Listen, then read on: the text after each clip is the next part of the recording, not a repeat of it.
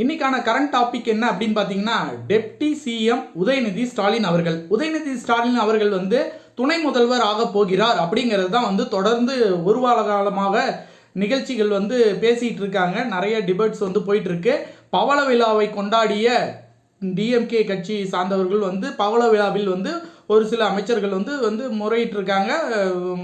உதயநிதி ஸ்டாலின் அவர்களுக்கு நீங்கள் துணை முதலமைச்சர் பதவி கொடுக்கணும் அப்படின்னு சொல்லிட்டு, அதன் காரணமாக நேற்று ஒரு 11:30 மணிக்கு ஒரு முக்கியமான தகவல் வரப்போகுது அப்படிங்கிறத பற்றி துணை முதல்வர் ஆக போகிறார் திரு உதயநிதி ஸ்டாலின் அவர்கள் அப்படின்னு சொல்லிட்டு ஒரு மிகப்பெரிய ஃப்ளாஷ் போயிட்டு இருந்துச்சு. அது நேற்று ஒரு ஃப்ளாஷாகவே முடிஞ்சிருச்சு. ஆனால் நீங்கள் எதிர்பார்ப்பது போல் கண்டிப்பாக தமிழக அரசியலில் மிகப்பெரிய சக்தியாக வேரூன்று நிற்கும் உதயநிதி ஸ்டாலின் அவர்கள் கூடிய விரைவில் ரொம்ப ரொம்ப ரொம்ப கூடிய விரைவில் கண்டிப்பாக அவர் துணை முதலமைச்சர் ஆவார். ஏன் துணை முதலமைச்சர் இப்போ உதயநிதி ஸ்டாலின் அவர்கள் துணை முதலமைச்சர் ஆவதற்கான என்ன விஷயம் முன்னாடி இருக்குது, ஏன் துணை முதலமைச்சர் ஆக்கணும் அப்படிங்கிறத தான் நம்ம இந்த வீடியோ பார்க்க போகிறோம், இந்த வீடியோவில் பேச போகிறோம். நம்மளோட சேனலில் இதுதான் முதல் முறையாக பார்க்குறவங்களா இருந்தால் கண்டிப்பாக சப்ஸ்கிரைப் பண்ணிட்டு பாருங்கள். அப்போ தான் நம்ம சேனலில் போடக்கூடிய அனைத்து வீடியோக்களையும் தவறாமல் உங்களால் பார்க்க முடியும். இப்போ அவங்க வீடியோக்குள்ளே போகலாம்.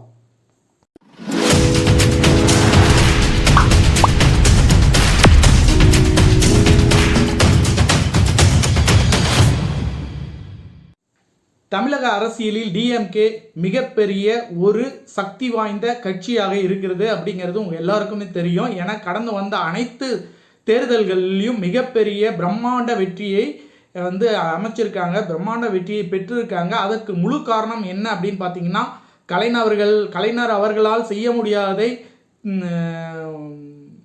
ஸ்டாலின் அவர்கள் மிக சிறப்பாக செய்து கொண்டிருக்கிறார். ஏன் என்றால் அவருடைய கூட்டணி கட்சிகளை தன்னோடு அரவணைத்து இதுவரை தொடர்ந்து அவர் சந்தித்த அனைத்து தேர்தல்களிலும் கூட்டணியை அரவணைத்து அனைத்து தேர்தல்களிலும் வெற்றி கண்டு மிகப்பெரிய வாகை சூடா மன்னனாக திகழ்ந்து கொண்டிருக்கிறார் ஸ்டாலின் அவர்கள் திமுகவை வழிநடத்தும் விதமும் மிகவும் சிறப்பாக இருக்கிறது. ஆங்காங்கே ஒரு சில பிரச்சனைகள் இருந்த போதிலும் அவருடைய தொலைநோக்கு பார்வையும் அவருடைய கூட்டணி கட்சிகளை அரவணைத்து போவதிலும் சிறப்பாக செயல்பட்டு கொண்டிருக்கிறார். ஸ்டாலினுக்கு அடுத்தபடியாக டிஎம்கேவை வழிநடத்த போவது யார் என்ற கேள்விக்குறி தற்போது தேவையில்லையா அப்படி என்றால், கண்டிப்பாக எதிர்காலத்தை நோக்கி ஒரு மிகப்பெரிய அரசியல் கட்சி யோசிக்க வேண்டிய மிகப்பெரிய விஷயம் என்றால், கண்டிப்பாக ஸ்டாலினுக்கு அடுத்தபடியாக ஒருத்தரை நம்ம நிலைநிறுத்தணும். அப்படின்னா யாரை நிலைநிறுத்தலாம் அப்படின்னு பார்த்தீங்கன்னா, கடந்த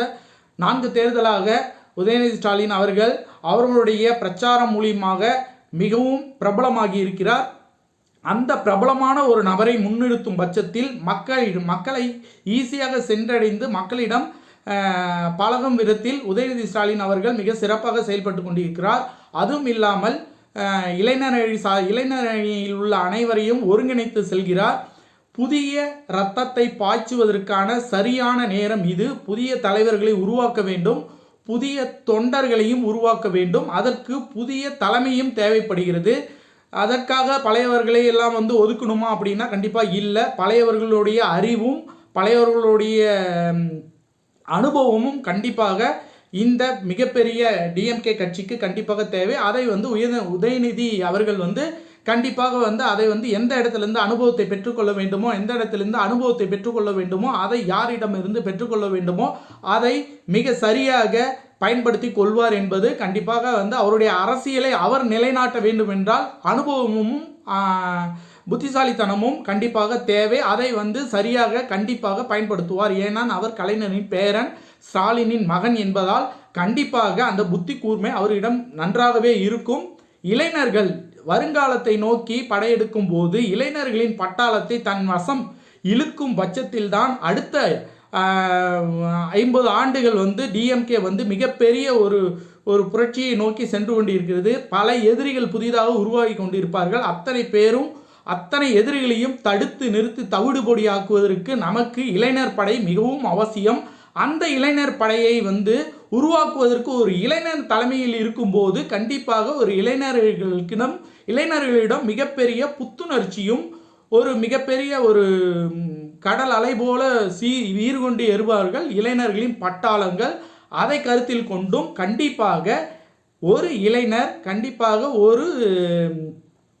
இளைஞர் டிஎம்கேவின் கலைஞரின் பேரன் என்ற முறையிலும் ஸ்டாலினின் மகன் என்ற முறையிலும் உதயநிதி ஸ்டாலின் அவர்களுக்கு அரசியலில் அனுபவமும் இருக்கிறது. அவருடைய மக்களிடம் சென்றடையும் விதத்திலும் உதயநிதி ஸ்டாலின் அவர்கள் பல முறை வெற்றி கண்டிருக்கிறார். ஆனாலும் உதயநிதி ஸ்டாலின் அவர்களுக்கு இந்த துணை முதல்வர் பதவி கண்டிப்பாக அவசியம் தேவை. துணை முதல்வர் பதவி கிடைக்கும் பட்சத்தில் உதயநிதி ஸ்டாலின் அவர்கள் எந்த விதமான முன்னேற்பாடுகளை எடுத்து அவருடைய பதவிக்கும் அடுத்த நடைபெறப்போகும் சட்டமன்ற தேர்தல் 2026க்கு அவருடைய நடவடிக்கைகள் எப்படி இருக்கும் என்று பார்த்தால், அவர் இளைஞர்களை அரவணைத்துக் கொள்வதும் புதிய மாவட்ட நிர்வாகிகளை உருவாக்குவதும் இளைஞர்களாக உருவாக்குவதிலும் அவர் மிகப்பெரிய ஈடுபாடுடன் உள்ளார். அந்த ஈடுபாடின் காரணத்தினாக முதியோர்களிடம் சில குறைகளும் சில சஞ்சலங்களும் ஏற்பட்டு கொண்டிருக்கிறது. இது கண்டிப்பாக ஒரு மிகப்பெரிய கட்சியில் இந்த மாதிரி ஒரு சங்கடங்களும் ஏற்படுவது மிகவும் சகஜம். அதை களை கண்டு புதிய இரத்தத்தை பாய்ச்சி இளைஞர்களுக்கு வழிவிட வேண்டும் என்பதே டிஎம்கே கட்சியில் இருக்கும் மூத்த கட்சி தலைவர்கள். இதை கொஞ்சம் கன்சிடர் பண்ணாங்க அப்படின்னா கண்டிப்பாக அது அந்த கட்சிக்கும் லாபம்.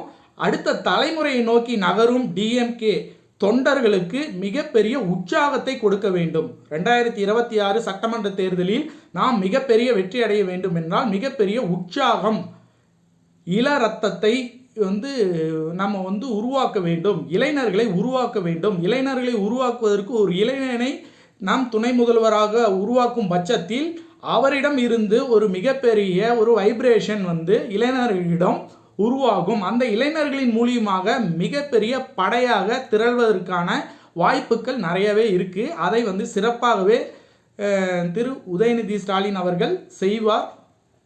அவருடைய நடவடிக்கைகளும் அவருடைய பேச்சுக்களும் எப்படி இருக்கிறது என்று பார்த்தால், அவருடைய நடவடிக்கையில் எடுத்த காரியத்தை சரியாக செய்து முடிப்பதில் மிகவும் திறன் படைத்தவர் உதயநிதி ஸ்டாலின் அவர்கள்.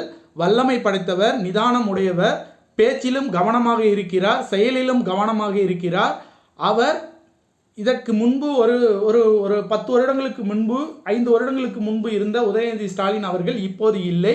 உதயநிதி ஸ்டாலின் அவர்களுடைய பேச்சும் அவருடைய கருத்தும் அவர் கேள்வியை கேட்கின்ற முறையும் கேள்விக்கு பதிலளிக்கின்ற முறையும் மிகவும் ஒரு அனுபவம் வாய்ந்த ஒரு அரசியல்வாதியாக அவருடைய பதிலும் அவருடைய தொலைநோக்கு பார்வைகளும் இருக்கிறது. அந்த சாயலில் ஒரு சில கேள்விகளுக்கு பதிலளிக்கும் போது தாத்தா கலைஞர் அவர்களைப் போல் ஒரே வார்த்தையில் ஒரு சில கேள்விகளுக்கு மொத்த கேள்விகளுக்கும் ஒரே வார்த்தையில் பதிலளித்து மிகவும் வியப்பூட்டுகிறார் உதயநிதி ஸ்டாலின் அவர்கள்.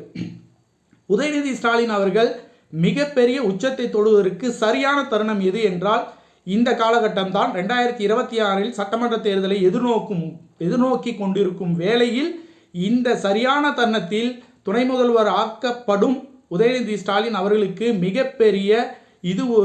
அவருக்கும் மிகப்பெரிய வெற்றியாக இருக்கும். டிஎம்கே தொண்டர்களுக்கும் புதிய டிஎம்கே இளைஞர்களுக்கும் மக்களுக்கும் மிகப்பெரிய ஒரு புதுமையாக இருக்கும். இந்த புதுமையை வெற்றிகரமாக செய்து முடித்து ஸ்டாலின் அவர்கள் விரைவில் அறிவிப்பார். துணை முதல்வர் உதயநிதி ஸ்டாலின் என்று மிக மிக மிக விரைவில் அறிவிப்பார். அந்த அறிவிப்புக்கு பிறகு மற்றொரு சிறந்த வீடியோவில் இணைவோம். அதுவரை நம்மளோட சேனலில் தொடர்ந்து பாருங்கள். நம்மளோட சேனல் உங்களுக்கு பிடிச்சிருந்தா லைக் பண்ணுங்கள், ஷேர் பண்ணுங்கள், கமெண்ட் பண்ணுங்கள். மற்றொரு சிறந்த வீடியோவில் இணைவோம். அதுவரை நன்றி கூறி விடைபெறுகிறேன். நன்றி, வணக்கம்.